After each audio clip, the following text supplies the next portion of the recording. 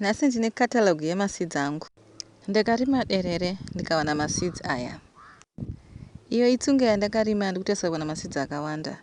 Iyi ilettuce yandakarima zvekare ndeyamwe maseeds andiri kuzama kusevha aya. Handisati ndakamboirima ini ndinofara kuti handichatengi zvekare.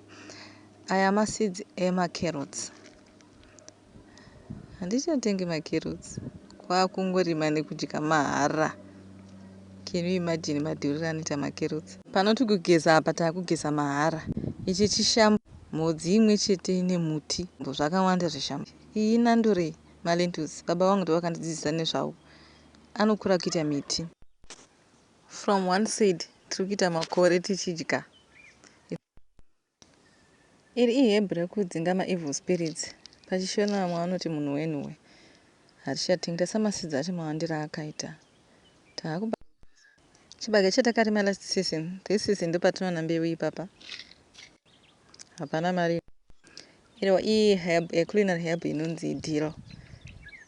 Yatumbuka. Ende one kasidi kacho kadiki diki asasa uone mawandira anenge taiplant one riri kutemwa nemwana iro. Maseeds acho zvake. Ozodai. Ndosapla. Handei pabeans. Tangu vana kudya beans. Mbeu yacho takachengeta. Takangotora pane zvatakarima izvozvo. Mapollinator flowers.